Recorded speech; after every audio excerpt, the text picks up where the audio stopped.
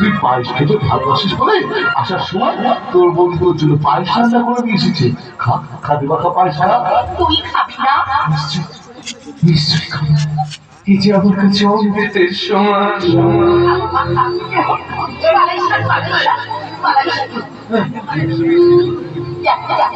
আমার বাবা কি সুন্দর পায়েস খাচ্ছি। খা বাবা, পেট ভরে খা। মুখটা মুছিয়ে দিচ্ছি। আর বাবা দেখি, বাবা দেখি, আমার সোনা আছে। আচ্ছা আচ্ছা দাদা বৌদি, তোমরা ওই দেবীর কোন খবর ছিল? আরে দেবী তোর সন্ধানে আমাদের বাড়িতে এসেছিল, কিন্তু দাদার হাত না থাকায় আর অন্যের পড়াশোনায় আমি ওকে ডাইনি রাক্ষসী বলে এই বাড়ি থেকে বের করে দিয়েছি। বৌদি, দেবী তো স্ত্রী পরিচয় আমাদের বাড়িতে থাকতে চেয়েছিল, সামান্য আশ্রয় চেয়েছিল, কিন্তু তোর বৌদি মেরে বের করে দেয়। দেবী আমাদের নিরুদ্দেশ হতে পারে।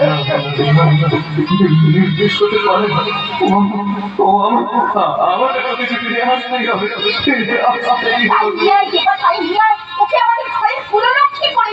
সবর বংশকে রক্ষা করতে ভগীরথ তপস্যা বলে গঙ্গাকে স্বর্গ থেকে মরতে ফিরিয়ে নিয়ে এসেছিল।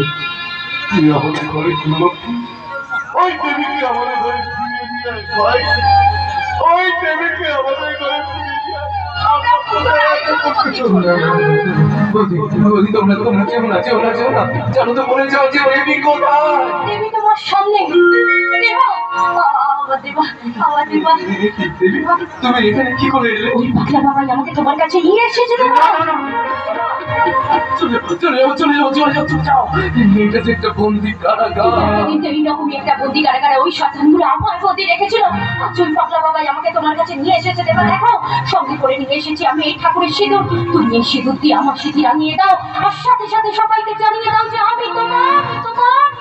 হ্যাঁ হ্যাঁ হ্যাঁ, আমি তাই দেব।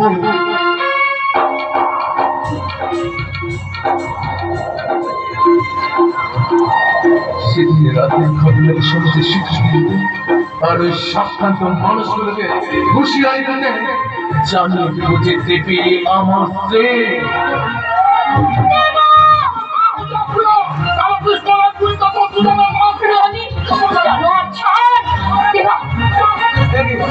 রানী তুই আবার ওকে আমি নিয়ে যাচ্ছি।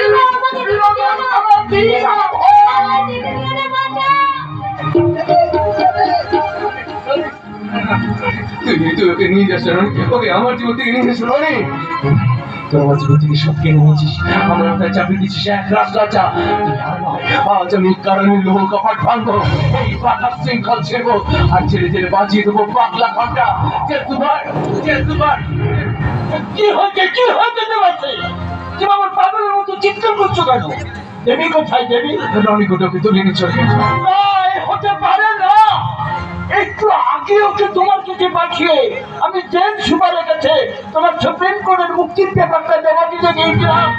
ইন্টারিম মধ্যে আমার মাথায় আবার আঘাত করে, আমি যে কিছু করতে পারলাম না। মুক্তি যখন পেয়ে গেছো, এবার শুরু করা বিদ্রোহ।